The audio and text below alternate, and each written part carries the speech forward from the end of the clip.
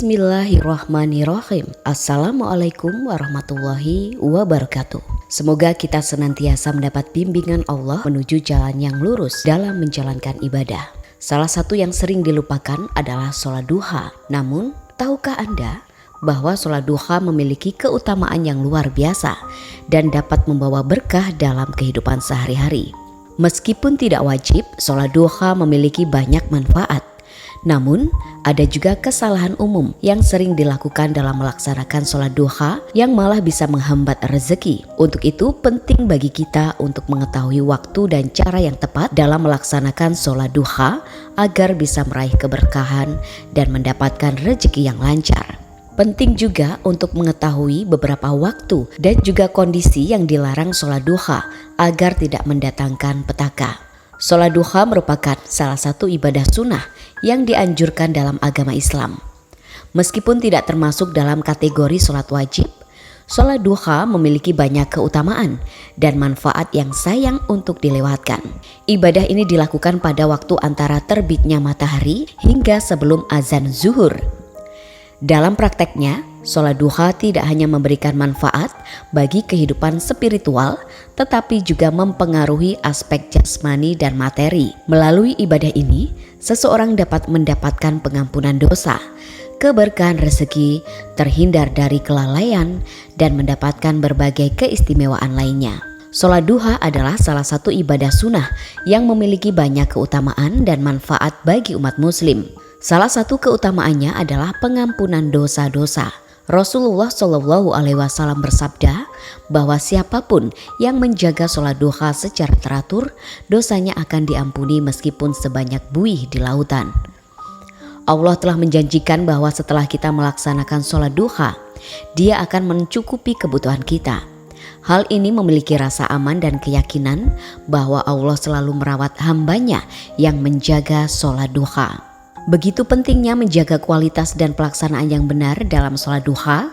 Sangatlah disayangkan bahwa seringkali terjadi kesalahan yang mengurangi manfaat dan keberkahan yang seharusnya dirasakan. Salah satu kesalahan yang sering terjadi adalah ketidakkonsistenan dalam melaksanakan sholat duha. Beberapa orang mungkin hanya melaksanakan secara sporadis atau hanya pada beberapa kesempatan tertentu. Padahal keutamaan sholat duha dapat dirasakan secara maksimal jika dilakukan secara istiqomah, yaitu secara rutin dan teratur. Kemudian banyak orang yang melaksanakan sholat duha tanpa memahami makna dan tujuan di balik ibadah sholat duha ini. Bukan hanya sekedar rutinitas ibadah, tetapi memiliki makna yang mendalam dan tujuan yang terkait dengan ketaatan kepada Allah Subhanahu wa Ta'ala dan peningkatan spiritual. Dengan memahami makna dan tujuan sholat duha, seseorang akan dapat melaksanakannya dengan keikhlasan dan penghayatan yang lebih dalam. Kesalahan lain yang sering terjadi adalah tidak memperhatikan waktu yang tepat untuk melaksanakan sholat duha. Waktu sholat duha dimulai setelah terbitnya matahari dan berakhir sebelum masuknya waktu zuhur. Kemudian waktu yang diharamkan adalah ketika sesudah subuh hingga matahari muncul sekitar jam 6 pagi sampai setengah 8 pagi. Dan ketika sudah memasuki zuhur hingga tergelincirnya matahari sekitar jam setengah 12 sampai jam setengah 1 siang, serta setelah sholat asyar. Dari Ibnu Abbas berkata, "Datanglah orang-orang yang diridhoi dan ia ridho kepada mereka, yaitu Umar. Ia berkata bahwasanya Nabi melarang sholat sesudah subuh hingga matahari bersinar dan sesudah asyar hingga matahari terbenam." Dari Ibnu Umar, Rasulullah SAW bersabda, "Apabila sinar matahari terbit, maka jangan melakukan sholat hingga matahari tinggi. Dan apabila sinar matahari terbenam, maka jangan melakukan sholat hingga matahari terbenam." Tidak hanya itu, salah satu alasan mengapa beberapa waktu diharamkan untuk melaksanakan sholat duha adalah karena setan mengikuti waktu-waktu tertentu. Rasulullah SAW bersabda, "Matahari terbit dengan diikuti setan. Pada waktu mulai terbit matahari berada dekat dengan setan, dan ketika telah mulai meninggi berpisah darinya. Pada waktu matahari berada tepat di tengah-tengah langit, ia kembali dekat dengan setan, dan ketika setelah zawal ia berpisah darinya. Pada waktu hampir terbenam ia dekat dengan setan, dan setelah terbenam ia berpisah lagi darinya. Mengabaikan waktu yang telah ditentukan dapat mengurangi keberkahan dan manfaat yang seharusnya didapatkan dari sholat duha, dan malah mengundang petaka jika melakukan kesalahan ketika melaksanakan sholat duha. Penting untuk menghayati setiap rakaat yang dilakukan sholat duha, bukan sekedar gerakan fisik, tetapi juga sebagai momen untuk berkomunikasi dengan Allah Subhanahu wa Ta'ala dan memperkuat ikatan spiritual kita. Kita harus sadar bahwa Allah adalah tempat untuk memohon, bukan untuk meminta-minta. Mengerjakan sholat harus dilakukan dengan khusyuk dan ikhlas, bukan seperti orang yang hanya meminta imbalan apabila meminta imbalan tanpa melakukan usaha. Beberapa ulama memberikan nasihat bahwa sholat duha disunahkan oleh Nabi Muhammad kepada sahabat-sahabat yang rajin bekerja. Nabi mengerjakan kepada mereka yang aktif bekerja di pagi hari untuk melaksanakan sholat sunnah duha di tengah-tengah kesibukan mereka.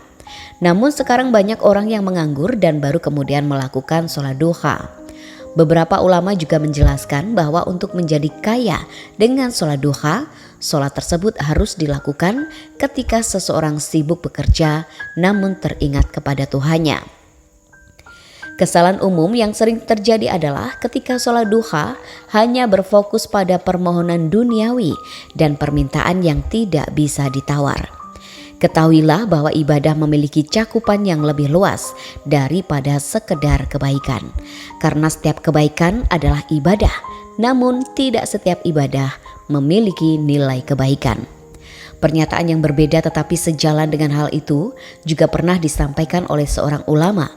Ia menyatakan bahwa sholat duha seringkali dianggap sebagai ibadah yang dapat mengalirkan rezeki. Namun hal ini dapat menyebabkan seseorang menyalahkan ibadahnya jika tidak memperoleh hadiah yang diinginkan.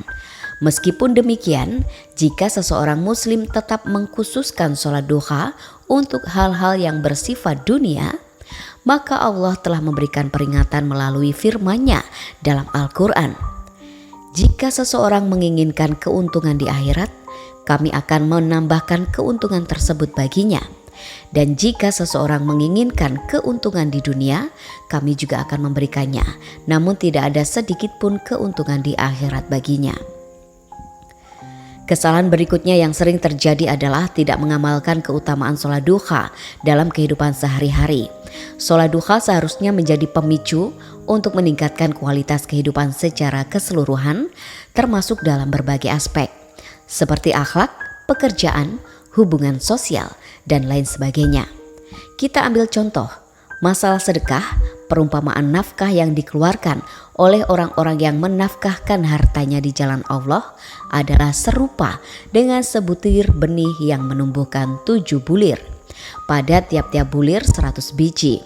Allah melipat gandakan ganjaran bagi siapa yang dikehendaki, dan Allah maha luas karunia-Nya lagi maha mengetahui. Walaupun sholat duha kita rajin namun melupakan sedekah, Allah juga tidak sudi memberi rezeki karena kita tergolong orang yang kikir. Begitu pula jika kita rajin sholat duha namun masih suka bermaksiat, Allah malah memberi kita yang pedih, dan apa saja musibah yang menimpa kamu maka adalah disebabkan oleh perbuatan-perbuatan tanganmu sendiri, dan Allah memaafkan sebagian besar dari kesalahan-kesalahanmu. Dampak dari kesalahan-kesalahan tersebut adalah ketidakmaksimalan dalam mendapatkan manfaat dan keberkahan yang seharusnya didapatkan dari sholat duha. Rizki yang didapatkan pun mungkin tak tercapai secara optimal.